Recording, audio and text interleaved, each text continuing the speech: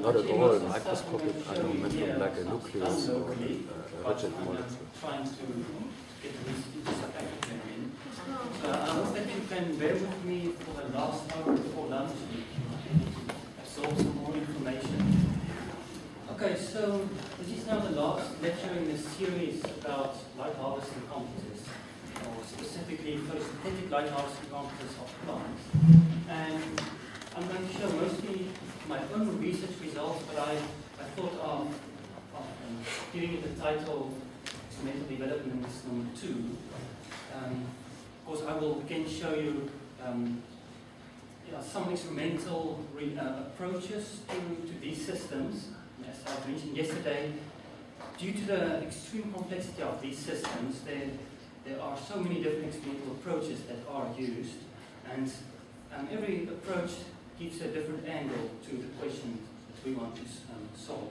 So for those of you that were not here for the first 3 lectures, I thought of just showing you conceptually what we are trying to unravel.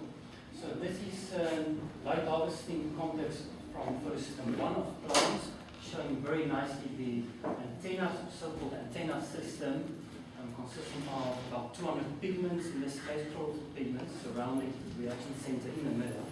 So the idea is that upon absorption of a photon, the energy of the photon is very rapidly transferred within the antenna, and that happens by means of an interplay between resonance, first transfer, and excitonic or coherent transfer, which is the other limit, rate field limit.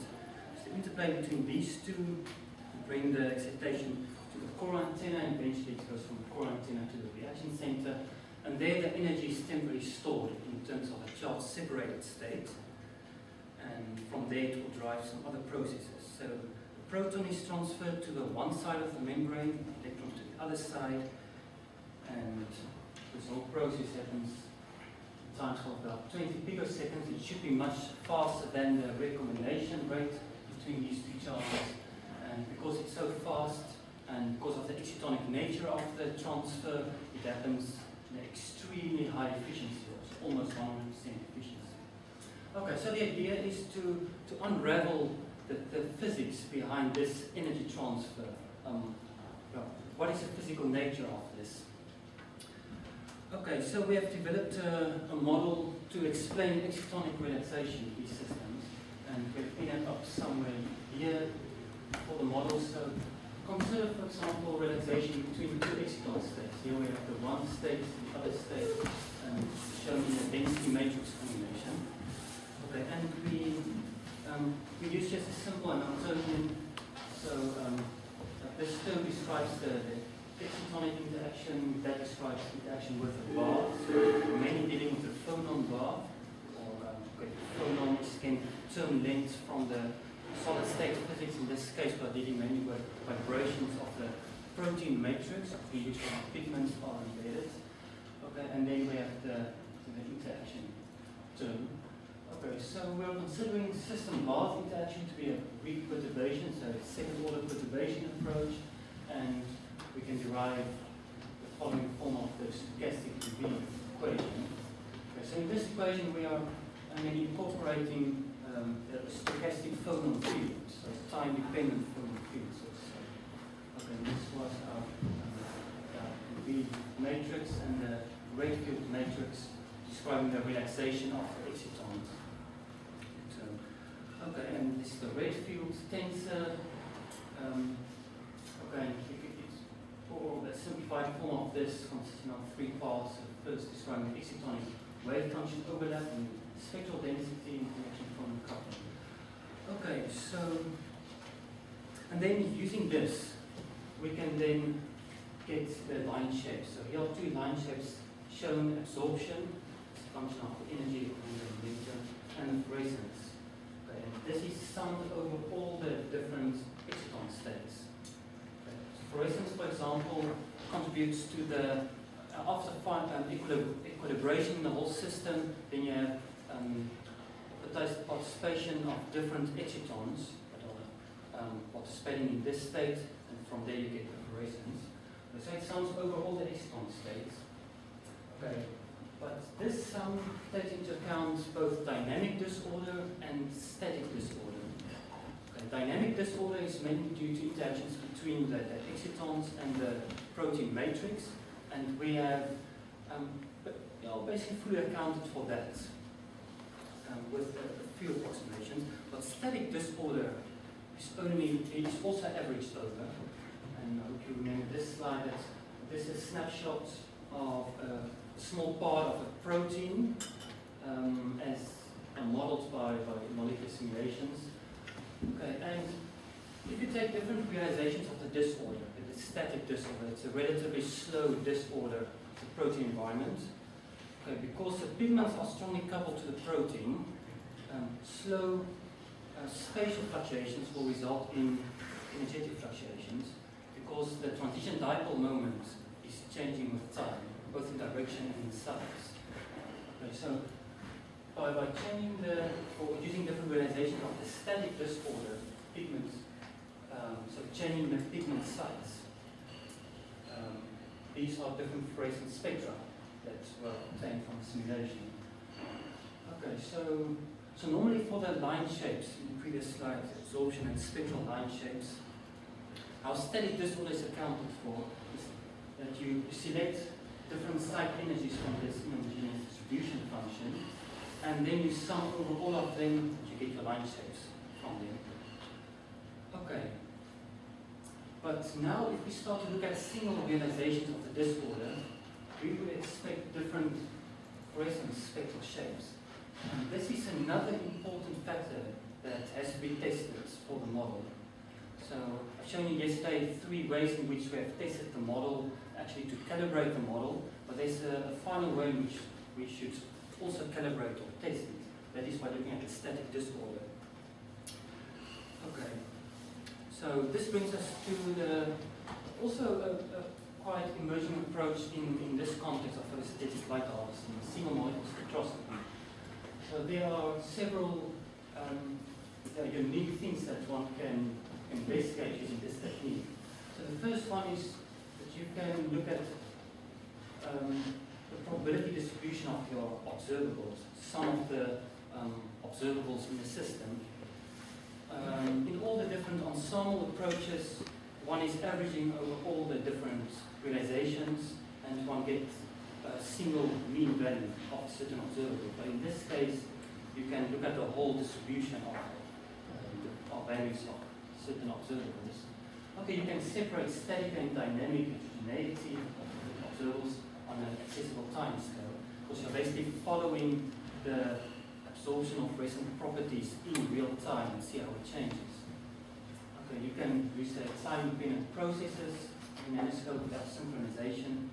So in some ensemble process, if you want to look at specific processes taking place, you have to synchronize it. For example, by the initial laser pulse, or by synchronizing polarization or whatever. But in this case, it's again in real time following changes. Okay, and then so you can resolve statistically rare events. In this way, you can get new phenomena that's normally hidden within the broad distribution of ensemble, the inhomogeneous disorder. Okay, so we want to do single molecule spectroscopy, but there's a problem because we have to get a signal, fluorescent signal, from a single molecule. In this case, we talk about single molecule, we're talking about a single quantum unit. So a light harvesting system functions as a quantum unit, because light can be delocalized for the whole system. Okay, so we need to find a result, calculation of one molecule, maybe a macromolecule, in say a volume of 1 microliter, if I'm considering this volume, 1 millimeter by 1 millimeter by 1 millimeter. And we are not only looking at a single molecule, it could be a single racing molecule, but it is not vacuum, it is in physiological conditions. So there are billions of other molecules also present. Okay, in the case of this volume, we have about 10 to the 20 molecules, which will also create a background and interact with our system. Okay, so one way to do it is to significantly reduce the total volume. Okay, and we can go to the diffraction limit. And if we are using optical light, then we can have a volume of about 0.5 in lateral direction and about 1 in the longitudinal direction. This is now just a rectangular approximation, of course, we are ellipsoid for the focus. But this gives us a volume of about 0.25 femtoliter, and we will have much less background information. But this is not the only condition. Okay. I'll come to that in a moment. But okay, if we are going to the diffraction limit, of course, we have a certain limit of the focus, and that is determined by the quantum nature of light. So we basically want to know what is the smallest waste of the laser beam that we can get. Okay, and the physics is in principle the same as conducting a simple single slit experiment. So we can divide the diffraction in two parts. For now, the diffraction is in the near field limit. So length scales on the order of smaller than a wavelength of light. If it's larger than a wavelength of light, we are in the front of the diffraction limit. Okay, and if we use the paraxial approximation, we can get our lateral irradiance. Length is often called. Okay, so first Bessel function of first order, which we want to resolve. So the first zero, we set x, that value, and we just calculate the value of the semi-aperture angle, gives us this, and the numerical aperture is the refractive index times sine of the semi-aperture angle. Okay, and the smallest radius we can get is more or less 1/2. So the radius of the smallest focal spot, also called the airy disk. Okay, 1/2 is pretty small if you are dealing with the wavelength of the light, the optical region. So normally we use about 600 nanometers. You can get a radius to focus for about 300 nanometers. But still, that's 2 orders of magnitude larger than the typical size of your sample. Okay. But okay, this is good to use as first approach. So how do you probe a single molecule within such a diffraction limited spot? First, you can reduce focal volume, so use the diffraction limit.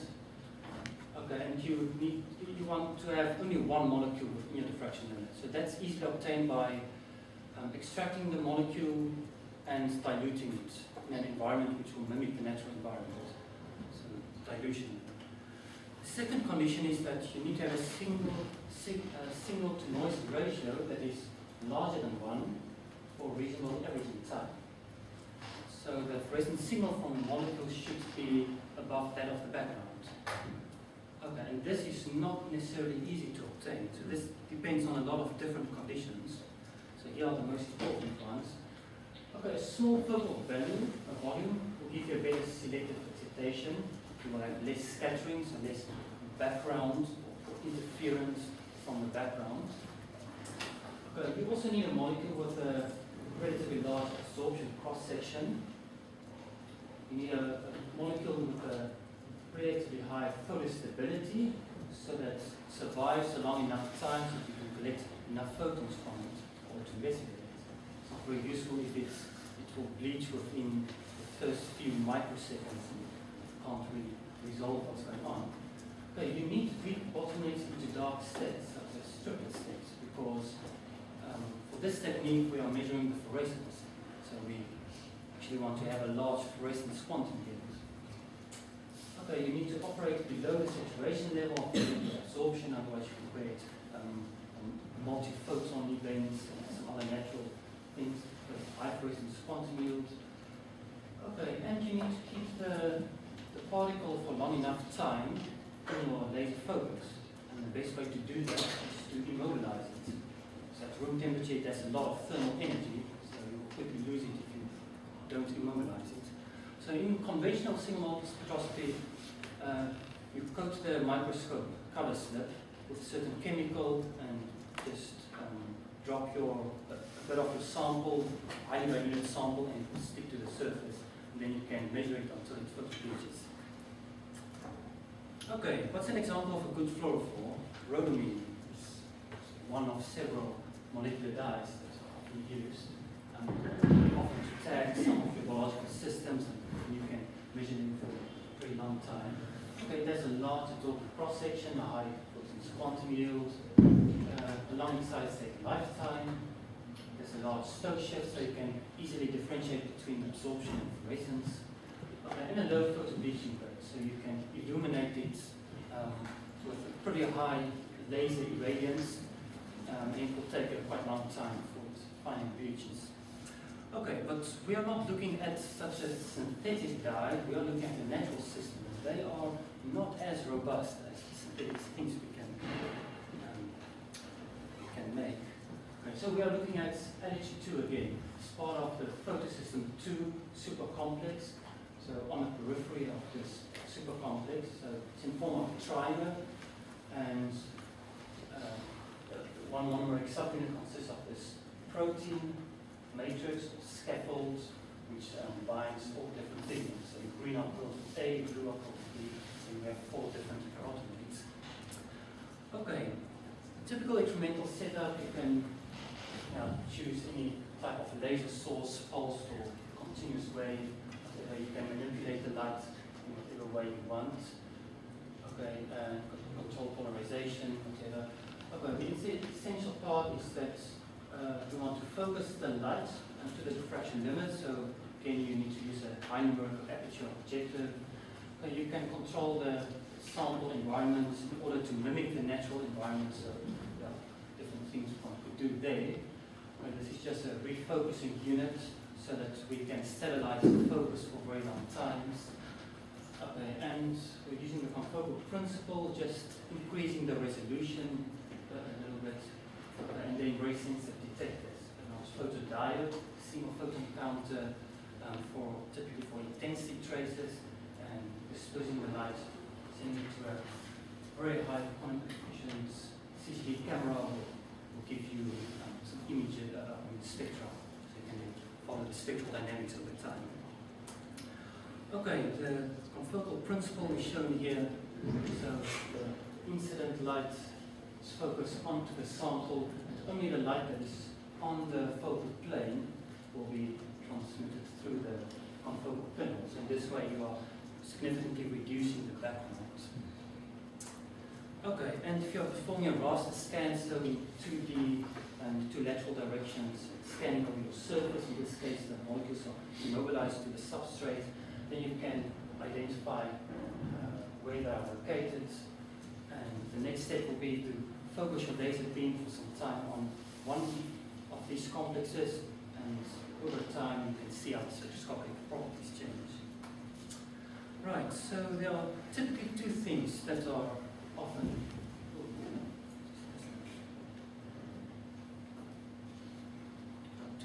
one often looks at. The first is to look at spectral dynamics, and the other one is intensity dynamics. Okay, I will give some information about both of these processes, so how they are connected to one another, and also to some other natural processes in the system. Okay, spectral trace from LH2 so by continuing illuminating a complex, we have seen how they remarkably shift in wavelength, and also to very large extents. So in some cases the red emission will be very stable, in other cases it will very rapidly switch between the normal emission, which is at 680 nanometers, to spectrum giving that, and in a red state. Okay, so it will retain some of the emission at 680 nanometers, and you will have a very much redshifted peak. In some cases very stable, in other cases very dynamic. Okay, so we wanted to know if our rate fields disordered exciton model can also produce these spectra. Okay, so we took a different realization of the disorder, solved the rate field tensor, seeing what the fluorescence spectra we could get out from that. Okay, Okay, and then we interpreted that in the context of the protein conformational landscape. So if you remember this, it shows the free energy as a hypersurface of all your degrees of freedom. Every degree of freedom will add another conformational coordinate. Okay, and the free energy you can basically see as being divided in different tiers. Okay, and when you are crossing an energy barrier, the protein is making a conformational change, and if this is connected to a different spectral state, you can see a spectral shift taking place. Okay, these conformational changes should be quite large compared to these very small ones, because we are dealing with relatively slow time scales, on the order of milliseconds to seconds. Okay, so we performed some simulations, and remarkably we could reproduce most of the spectra peaking between 670 nanometers and 690 nanometers. Okay. So these are not fits of the experimental data, these are matches. So we took about 2,000 different realizations of the disorder, looked at all the fluorescent spectra that came out, and just matched the spectral profiles of the experimental profiles. And by doing that, you can get an idea of what is the distribution of your excitons and of the realization of the system. So, looking at the participation ratio of your N pigments, we are considering 14 pigments in one monomeric subunit of the trimer. So the participation ratio of every pigment to the lowest exciton state is given here. And every spectrum corresponds to a different distribution. In general, the spectra that are looking pretty similar to the ensemble spectrum, so a peak at 680 nanometers corresponds to a larger delocalization of the energy of the exciton. But as soon as you have more of the redshifts, so if a significant part of your spectrum is shifted to the red, that normally corresponds to localization on one or two sites within this triangle or monomeric subunit. Okay, and then specifically we are dealing with the pigments that are contributing to the three lowest exciton states, and that is number 2, number 10, and over there you can see number 30. As soon as you have localization, you have redshifts. So this was actually very nice, because this was another test for the model, which we have calibrated using many other experimental data, and we can actually reproduce a single molecule data as well. So this means that it's a very robust model. By using different realization of the disorder, you can match the experimental data. But there are also limits, because looking here that shows the fluorescence peak wavelength distribution. So most of the spectra, the computers emit at around 680 nanometers, but we've also seen emission up to about 760 nanometers. So this is experimental data. The model can only match experimental spectra from about 670 nanometers to about 695 nanometers if we are using realistic disorder. Of course, you can increase the amount of disorder in your system infinitely, and you can reproduce any type of spectrum you want, but we want to keep it realistic. So using realistic disorder, the disorder can only explain a restricted number of different spectra. So what is the physical mechanism and also the function of these redshifted spectra? So this was the next step in the investigation. Okay, and I will show you why we are proposing that in this site, so lutein is one of the carotenoids, in the so-called lutein 2 site, there are two strongly coupled chlorophylls. One is chlorophyll A, one is chlorophyll B. So they're quite strongly coupled and also very close together. So we are proposing that all these red states originate from this site, and it's not normal excitonic interaction, because this is an excitonic model, which shows you that only spectra up to here can be explained. So there should be another physical mechanism. The physical mechanism is most probably mixing between exciton states and charge transfer states. So normally when charge transfer states in these systems occur, their energy levels are very close to those of the lowest exciton states. Because of that, the exciton states can borrow some oscillations from the charge transfer states, and you can get emission from them. So you have strong mixing between the charge transfer and the exciton states. And why we say so is because we looked at another complex, or another set of complexes in a photosystem 1 antenna system. So this antenna system looks completely different. It's also in plants. Okay. It has this core antenna containing almost 200 chlorophylls. It looks very messy, but it works very well. And then you have 4 different peripheral antenna systems. They're all monomers. So they are called LHCA1, 4, 2, and 3. And naturally, if you would isolate these systems, you would isolate these peripheral systems, they will form dimers. So these two will couple together, and those two will couple together. So we looked at the different dimers and the different monomers. And if we look at the absorption spectrum, so here's the solar spectrum from the sun, and here's the absorption spectrum of LHC2, so the trimer in photosystem 2. If we overlay the absorption spectrum of LHC1, so LHC1 is then the whole antenna system. Okay. It looks pretty similar to LHC2. Okay, you have a bit of difference here in Sorey band, and here a little bit. Okay, carotenoids contact is also slightly different. But the most significant difference is here. There's quite some fraction of rate emission at around 700 nanometers. So, that's made us to think that maybe the rate emission we saw can be related to that, although it's a different system. And interestingly, if you look at the spectrum that's falling on leaves at the bottom of a tree, for example, the bottom of a canopy, so above that, all the leaves will absorb almost all of the sunlight, but leaves are green, of course, because they don't absorb a lot in the green. So you have a bit of green light that will fall on you if you walk in a forest. But the near-infrared part, that's a big fraction of that is still passing. Okay, and now this red part, the absorption spectrum, contributes to about 40% of shade light absorption. So this gives it a significant functional significance of these reds. This red part of the absorption. And where does it originate from? Let's look at one of the complexes that's exhibiting this red emission. Okay, this is LHCA4, so one of the peripheral complexes in photosystem 1.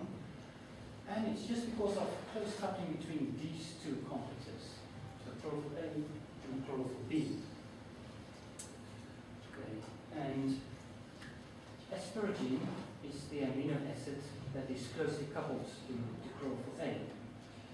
Now, if you would exchange this amino acid with a different one, the one that is typically present in photosystem 2 complexes, and that is histidine. So we made such a mutant by changing asparagine into a histidine. Then your spectrum, absorption spectrum, changes completely. So your absorption fluorescence spectrum as well. So this is how the spectrum looks naturally for LHCA. And after you have made the mutant, there's almost none of the red emission left. So just by making this small mutation, you are changing the interaction between these molecules to such an extent that you lose your charge transfer state. So in this way you can chemically control the charge transfer state. Okay, so this is also a ligand, as I showed you, in LHC2, all the previous 2 antenna systems. And that's why they typically, the absorption spectrum, fluorescence spectrum typically looks like this. They have that great vision. But okay, the structure of the PS2 antenna systems look remarkably like those of photosystem 1 systems. And now if you're thinking about disorder in the system, structural disorder, you would expect that from time to time, these two pigments will come close enough together that you have a charge transfer state formed. And this is exactly what we investigated using single-molecule spectroscopy. Then you can follow the spectroscopic changes in real time and see what happens. Okay, so we took one of these dimers, 1 and 4, and looked at the emission as enough time, so illumination time, continuously illuminating the conductors and looking at how the spectrum changes with time. Okay, and then here are 2 examples shown where the red emission is switched off completely and then it's recovered again after some time. So the second trace is shown here, moving to show here the red emission switched off completely and it comes back again. So this is pretty remarkable. We saw the one way for the photosystem 2 systems that normally they are in the blue state and they can switch to the red state. And now these systems are showing the exact opposite behavior. That normally they are in the red state and they can switch off this Tjaart Krüger state completely so that you retain only blue emission and they can switch back again. So this made us to think that these complexes are actually functionally and spectroscopically much closer related than people always thought, because they were differentiated mostly based on the red emission. They were put in 2 separate classes. So we proposed a generic protein structure that all the plant photosystem antenna systems can be approximated by a single system, and by means of the structural disorder, you can switch between different spectral states. Actually, naturally, the system will very rapidly switch between the different states. And this switching, the disorder, is controlled by the local environment to give it functional significance. So this is what's been proposed here. We have the free energy landscape of this generic protein system.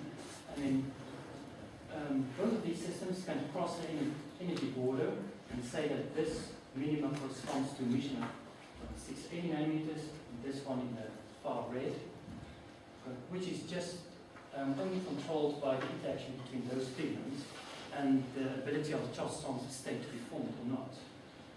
Okay, so now by means of structural disorder in the system, you have a regular crossing of this energy barrier.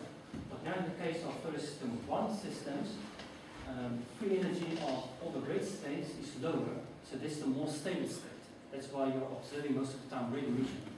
Whereas in the case of photosystem 2 systems, this is again a more stable state, blue state. That's why they are more stable in the blue. But they can still switch to the red state and back again. Okay, so this brought us to the concept of controlled disorder. The environment exhibits its function by controlling the intrinsic disorder of the system. This is one way in which it features. We also looked at another process, non-photochemical quenching, in which we also observed this phenomenon. Okay, so hope you remember this slide, looking at 2 different leaves. So one is at the bottom of a canopy of leaves, the other one at the top of the canopy of leaves, and as a function of the time of day, you can see how the incident intensity fluctuates dramatically. This is the incident intensity, and this is the amount of absorbed light that is dissipated as heat. So very nicely correlated with the incident intensity from the sun. Okay, so photosynthesis is optimized for dim light conditions, low light conditions. As soon as the irradiance becomes too much, photosynthetic activity switches off. Even higher irradiance levels, the system gets damaged. Okay, so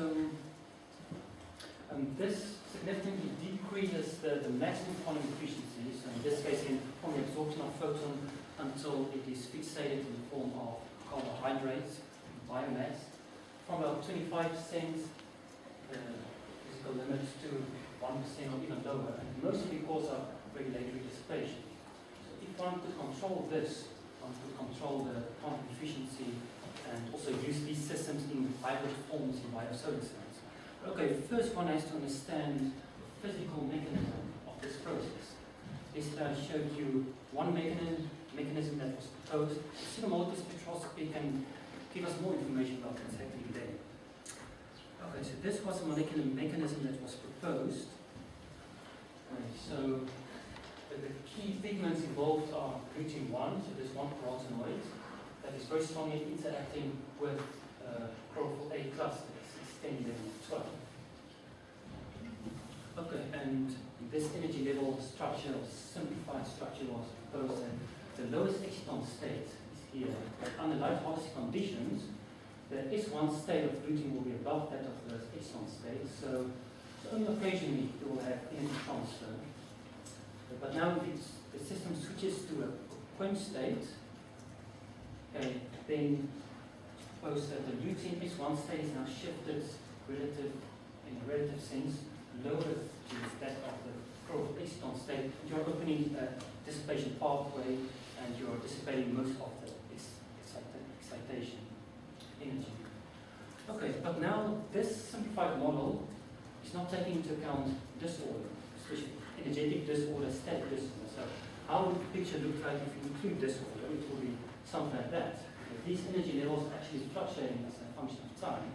So you would expect that even under light harvesting conditions, you will have quenching, or this quenching mechanism will also be used under normal conditions. So you would expect the system to just fluctuate between on and off states, quenched and unquenched states. So we used single model spectroscopy to investigate this hypothesis. Okay, and what did we found? Blinking, so-called blinking, fluorescence intermittency. So intermittent behavior of the fluorescence, mainly between a so-called on state and an off state, and it fluctuated on many different time scales, so which is reminiscent of diffusion type of behavior. Okay, but blinking is not unique in these systems. Actually, it's found from almost any system which you study on the single molecule level. And because most of these systems are used as markers, fluorescent markers, they are quite an annoying phenomenon to have. We will try to get rid of that.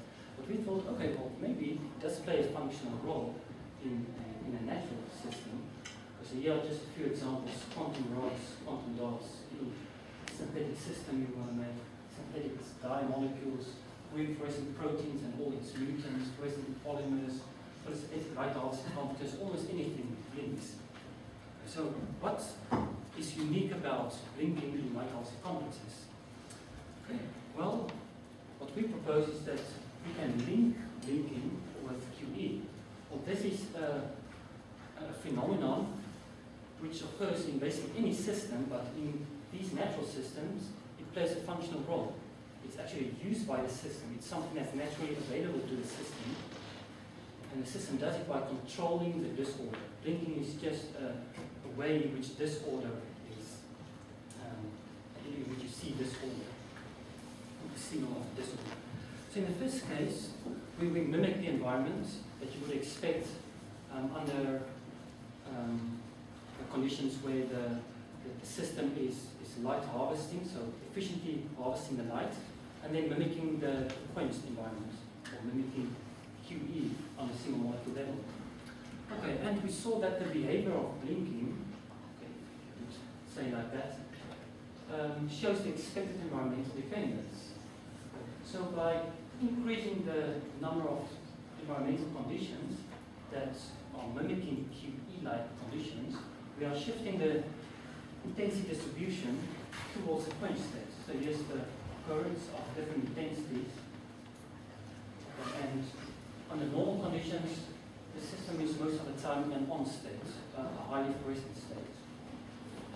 And now if you increase the number of QE-like conditions, the equilibrium is shifted, the population is shifted to the quench state. Okay. So is this actually a unique behavior for these systems, or is it also happening in any other type of system? Because suppose that only LH2 is present in QE, or not in quenching. So if it happens in any other system, then this is also a process that's natural in all these systems, but it does not play a functional role. Okay, so then we also looked at some other systems, and here are some of the so-called minor antenna systems. These ones are between LH2, peripheral systems, and the core antenna system. Okay, and they show a completely different relationship. So if you look at LH2, they are shown divided between dim and bright states. That means that the dim states means that a lot of complexes are temporarily or permanently in a dim state when you are looking at it under these conditions. So by first ignoring that, that's what we did in the previous slide, then you can see the very nice equilibrium or shift of the population equilibrium between the unquenched state and the quenched state as you're going more towards QE conditions. And now including the dim conditions, this histogram, and this dim fraction is actually found to increase as you're going more towards QE states. Well, a completely different behavior was found for minor antenna systems. So firstly, the equilibrium between quenched and unquenched states. In the case of the light harvest conditions, the system stays for a longer time in quenched state than in unquenched state. But as soon as you go closer to QE conditions, you have a completely different relationship between quenched and unquenched states. Now, if you consider the diffraction, that also showed different behavior. So in the light harvest conditions, you have a case that most complexes are, or that the diffraction is the largest. As you go to QE conditions, it's lower. So this means that this relationship that was proposed between QE and blinking is unique for LH2. Now, which is the second piece of evidence that there should be a relationship between the two. Okay, then we also performed some modeling. And this was the third piece of evidence, that the probability density of the dwell times of the on and off states could be simulated with a simple diffusion model. I'll show you the model in the next slide. The dwell time means the time to stay in either an on or an off state. And the model that we used was with this potential energy surface, in which you have two stable states, one corresponding to an on state, and one corresponding to an off state. And we are considering two coordinates, so-called slow one and fast one. This one corresponds to static disorder and this one to dynamic disorder. And what the system is then modulating is the slow coordinate, the static disorder, because that is what can be observed using simultaneous spectroscopy. Okay, this potential energy surface, harmonic approximation, so you can just model it like this in terms of the slow and the fast coordinates. Here we have just incorporated two variables for the reorganization energy. Okay, and this is just a displacement of your medium. Okay. Now the simplest model is considering where you would expect the fluorescence to be modulated, and that is in the terminal emitter domain, which is the same domain that was proposed to be associated to non-Fluorescent frequency. So it's this domain. Again, we have the routine 1 there and the 3 growth days as a surrounding strongly coupled to that. So the model states that there's a dynamic cell organization of these 4 pigments in that part of the protein, and that's modulated by the conformational flexibility of the system. So that the protein determines how the coupling will be between these pigments, and that again is regulated by the environment of the complex. And different factors that are affecting the conformational dynamics, protein structural dynamics, are the protons. So you know that the proton, or if the pH drops, the protons are, or the proton concentration increases. That's what's happening at one side of the membrane, which is one of the triggers for non-Fluorescent frequency. Okay, charge transfer states can also modulate this. Also, close coupling, we would expect charge transfer states to be formed. Temperature will surely modulate this, and then this is another important factor in non-Fluorescent frequency, so the deep oxidation state of one of the carotenoids. So one of the epoxy groups is changed, and this is another marker for non-Fluorescent frequency. All these things can modulate the conformation, and then specifically the slope coordinate. Because if you can modulate the slope coordinate, okay, for large values of S, the probability of crossing this energy barrier increases. it's much higher for large values of S than for smaller ones. So by modulating this value, you can control the number of switches between on and off states. This is basically what this model is based on. Okay, so by using such a simple classical model, we could quantitatively simulate the single molecule result. So that was another piece of evidence. Okay, so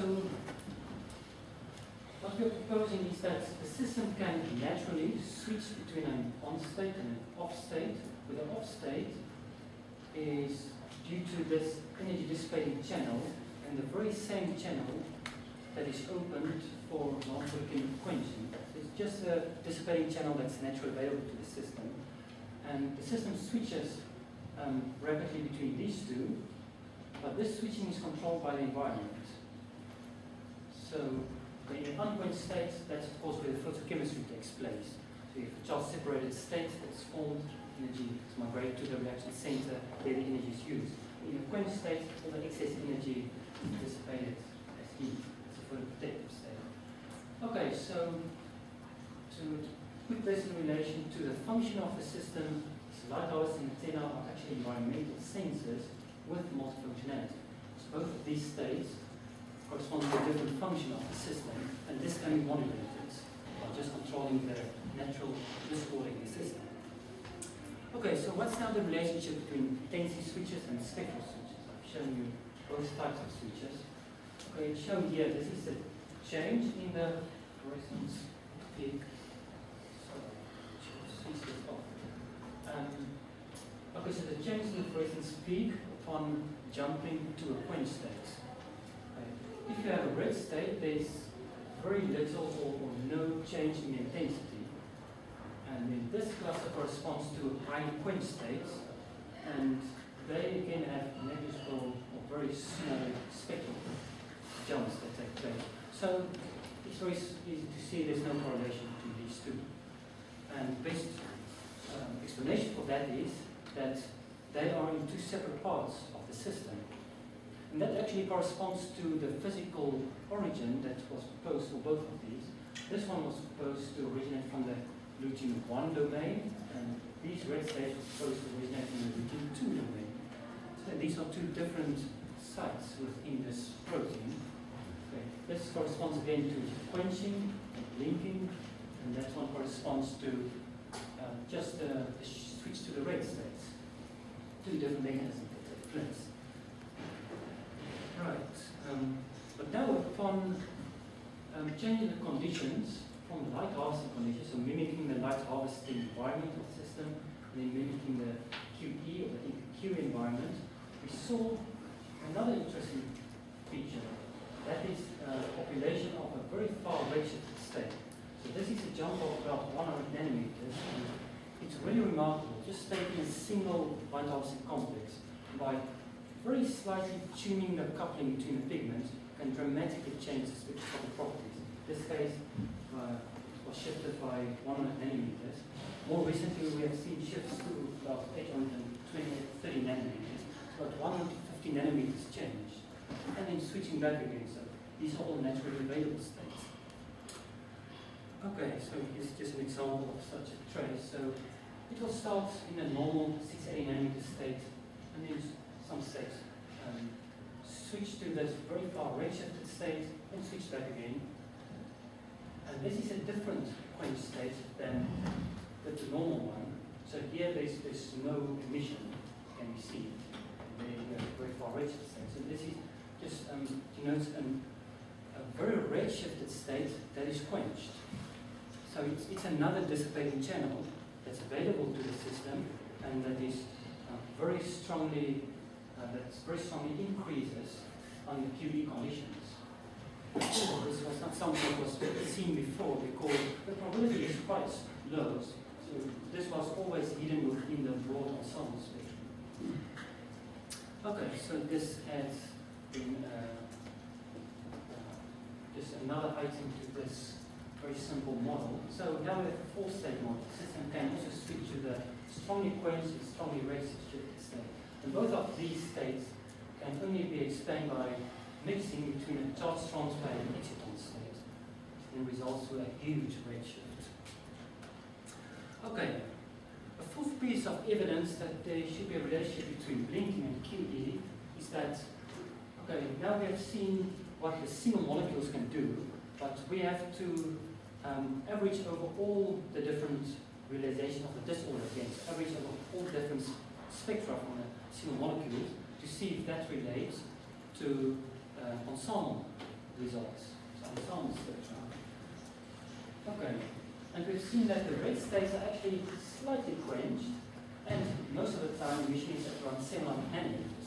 So what has been seen under using ensemble techniques, that they only observed this at low temperatures. So here are temperatures in Kelvin, from 10 to 118 Kelvin, and in this case the sample was strongly quenched, so non-photochemical quenching was taking place, and there's a very reminiscent 700 nanometer peak that is appearing. It's also dependent on the temperature, but as you're going more towards room temperature, it starts to stabilize at around 700 nanometers. So this and that we saw on the single molecule conditions, it looks like they are perfectly related. So this is 700 nanometer spectroscopic state is also a state that's naturally available in the system, and the population of that just increases under non-photochemical conditions. So what would be the function of significant? Well, this state is lower in energy than the states in the reaction center to which the energy should migrate. So that means that uphill energy should take place from those red states to the reaction center, and then naturally the system will just use these red states to dissipate more of the energy. Okay, so it's another energy dissipating state. Okay, this basically concludes what I wanted to say here. So this is just a summary for this lecture.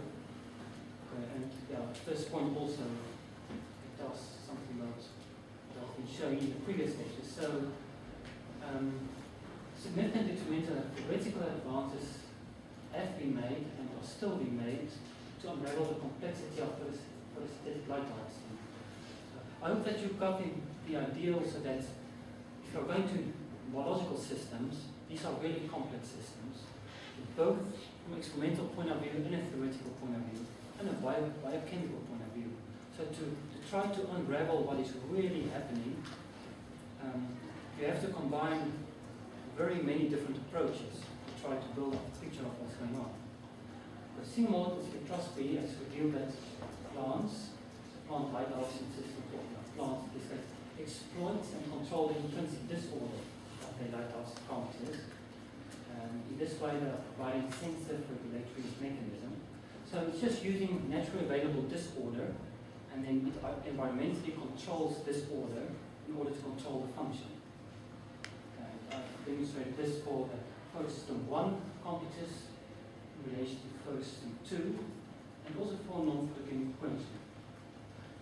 Right, and why are we particularly interested in non-photochemical quenching? Because understanding this process is an important step towards improving crop efficiencies and cell technologies. Okay, so of course I want to acknowledge all the people that have contributed to this work.